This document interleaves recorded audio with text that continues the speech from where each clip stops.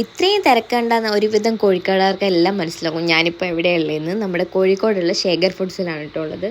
കുറേ തിക്കും തിരക്കും കഴിഞ്ഞ് ഞങ്ങൾക്കൊരു സീറ്റ് കിട്ടി. സാധാരണ ഈ കല്യാണപ്പുരയിലൊക്കെ പോയിട്ട് ആൾക്കാരുടെ പുറകെ നിന്നിട്ട് നമ്മൾ ഫുഡ് വാങ്ങലുള്ളൂ. അതുപോലെ പുറകെ നിന്നിട്ടാണ് ഇങ്ങനെ ഒരു സീറ്റ് ഒപ്പിച്ചത്.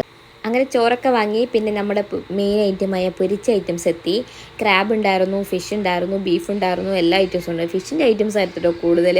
അങ്ങനെ ഞങ്ങളൊരു ഐക്കൂറ പൊരിച്ചതും വാങ്ങി. പിന്നെ ഒരു ഐറ്റം വാങ്ങിയിട്ടു. അതായിരുന്നു അടിപൊളിയായത്, കോര നിറച്ചത്. അതിൻ്റെ ഫില്ലിങ്സൊക്കെ നല്ല അടിപൊളിയായിരുന്നു കേട്ടോ. നല്ല മസാലയൊക്കെ ആയിട്ട് 2 പേർക്ക് നല്ലോണം കഴിക്കാനുള്ള ക്വാണ്ടിറ്റി ഉണ്ട്. വലിയ മീനുമായിരുന്നു കേട്ടോ. എനിക്ക് സാധനം ഭയങ്കര ഇഷ്ടപ്പെട്ടു.